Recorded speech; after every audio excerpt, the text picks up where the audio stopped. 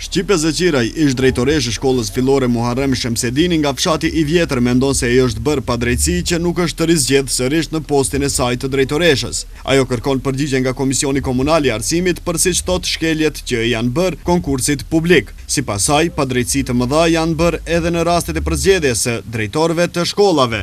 Shqipja shpreh habin se si është e mundur që fillimisht më 26 gusht janë lajmëruar drejtorët se konkursi 15 korrikut ka dështuar, ndërsa në po të njëjtën ditë në vend të drejtorëve janë emëruar ushtrues detyre.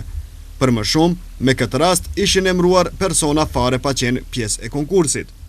Në këtë konkurs, unë kam konkuru bashkë me të tjerët kandidatë, sepse konkursi është I lirë, është I hapur për gjithë, mirë po në vendimin e fundit që Drejtoria e Arsimit e ka shpallë, dhe më thonë me datën 26/8/2015, thjesht në këtë vendim të Drejtorisë së Arsimit thuhet se në shkollat edhe në gjimnazin Kuvendi Arbrit dhe në shkollën Zenel Hajdini për Zaven Zritar dhe në shkollën Muharrem Shemsedini si edhe në shkollën Afrim Abazi për drejtor shkollën nuk është zgjedhur asnjë. Ndërsa po me të njëjtën datë, do të thonë me 26 në realitet viti 2015 urdhërohet si ushtrues detyre një kandidat, thjesht kandidat që nuk ka konkuruar në shkollën time dhe nuk I plotëson kriteret për të qenë ushtrues detyre në këtë shkollë. Por se a është e lehtëshme një gjë e tillë, u përgjigj drejtori komunal I Arsimit, I cili këmbëngul se gjithçka është në rregull dhe se kreu I komunës ka të drejtë ta bëjë një veprim të tillë.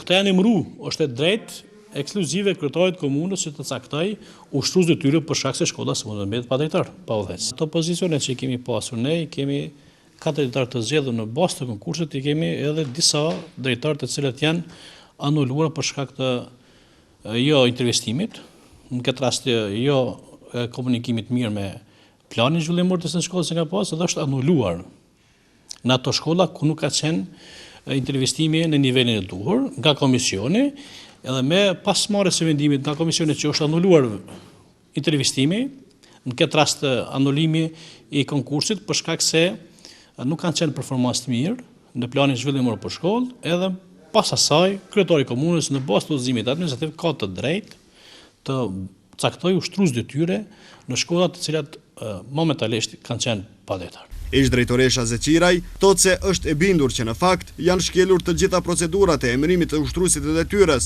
në shkollën ku ajo ka qenë drejtoresh, prandaj edhe ka arsye për ankesë. Thjesht në emërimin e ushtruesit të detyrës në shkollën ku unë kam punu si drejtoresh për 5 vite me radhë, unë kam gjetë shkelje të mëdha. Dhe për këtë arsye, thjesht unë kam ushtru ankesë edhe Inspektoratit Arsimit në Ferizaj, po të njëjtën kohë edhe Komisionit Komunal për ankesa. Dhe pres që këto ankesat mijat thjesht të reflektohen bazë ligjit. Në anën tjetër, drejtori I Arsimit thotë se nuk ka shkelje të procedurave, ata janë ushtrues detyre me të drejtë deri në përsëritjen e konkursit dhe këto emërime nuk janë piketa politike. Jo, absolut. Ne në këtë moment, pas të marrjes së UD-s nga drejtorët, aktualisht në këto shkolla, ne do procedojmë me konkursin e ardhshëm. Kur do të jetë konkursi parafarsisht? Po sigurisht brenda 2 muaj eventualisht më herët, derisa do të përgatitim ne. Por jo vetëm Shqipe Zëqiraj mendon se janë bërë padrejtësi, por se sipas burimeve të televizionit Tema, ka edhe të tjerë ish drejtorë që kanë paraqitur ankesë. Madje një pjesë e tyre kanë mbetur edhe pa vende pune. Ndërkaq drejtori arsyetohet duke thënë se ata as që kanë dashur të kenë orë mësimi, ndërsa për të tjerët pritet të bëhen vendet më vonë. E Shqipe Zëqiraj është e vendosur që ankesat e saj t'i dërgoj edhe në instanca më të larta, nëse niveli komunal nuk I merr parasysh shkeljet për të cilat ajo pretendon se janë bërë si në procedurat e konkursit, por edhe në ato të emërimeve.